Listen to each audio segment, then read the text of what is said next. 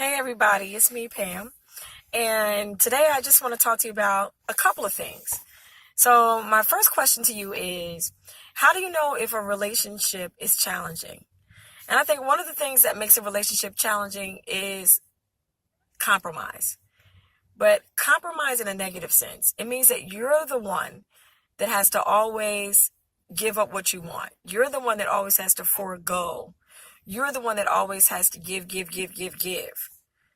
But there's no give and take. I think that's one of the signs of a relationship that's toxic, that's challenging, that's not beneficial to both parties. Another thing that makes a relationship challenging is what I call becoming his or her therapist. So, for example, suppose this guy is dating this girl, and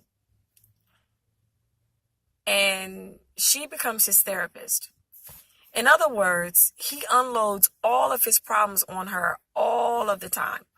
But when it's time for her to need, someone to bounce her opinions off of, someone to share her emotions with, someone to share her challenging day with, he's unavailable, either physically unavailable or emotionally unavailable. And he simply doesn't want to hear from you. That's definitely a very strong sign that you're in a relationship that can be pretty toxic when he just doesn't want to hear what you have to say. But you're his therapist all the time. You're always available for him. And I think another sign of a toxic relationship is when basically there's just an overall lack of peace. You just never really feel settled. You never really feel at peace. There's always this feeling of discontentment. There's always this strife, this anxiety, maybe even a queasiness in your stomach. You just don't feel that, general peace, general satisfaction. Okay, so then the question becomes, so what are some signs of what we would call a positive relationship? Well, I think the first big sign is mutual respect. When each person respects the other person, he respects you and you respect him. Mutual respect is big. If you can't get a person to respect you for who you are, for your values, for your beliefs, for your opinions, and even for your thoughts, it doesn't mean they have to agree with all of your opinions and thoughts, but they have to respect your opinions and thoughts. That's a biggie, mutual respect. I think another thing that makes a relationship successful is when there is what I call reciprocation. So this is that give and take. Okay, so what that means is, all right, one night you want to go to the movies. And so on this particular night, you go and you watch the movie that he wants to watch. As long as it doesn't violate your conscience or, offend you spiritually, right? So you go and you watch the movie that he wants to watch, okay? But then maybe next weekend, when you want to go to the movies, then he reciprocates by letting you watch what you want to watch. It's reciprocation. It's give and it's take, So maybe the next week, he washes the dishes and you dry. And then the next week after that, you wash the dishes and he dries. You know what I mean? Reciprocation. And I think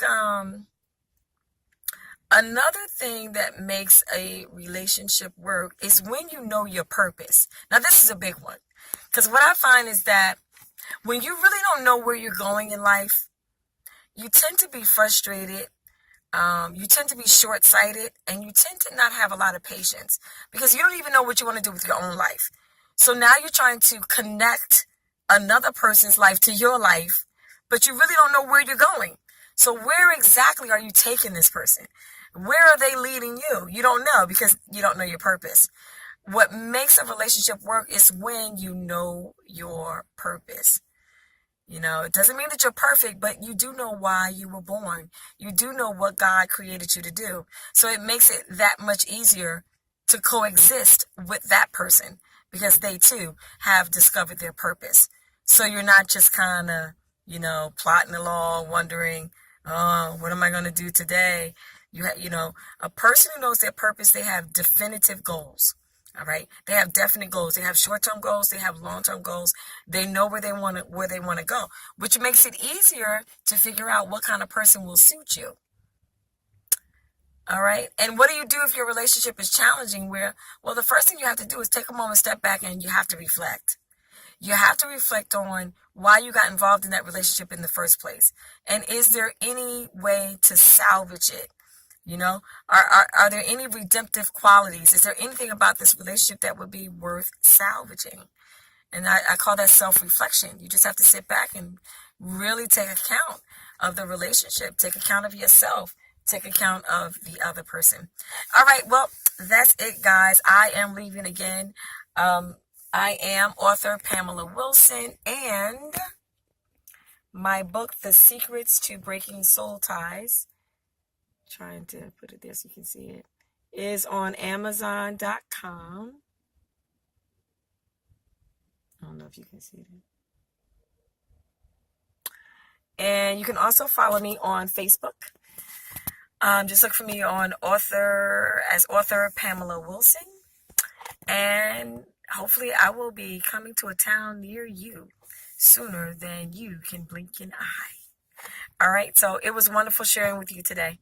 Get outside, enjoy the sun. It is lovely outside. I'm in the park in my car, and I'm about to go get some ice cream. All right, take care. Look forward to speaking with you soon.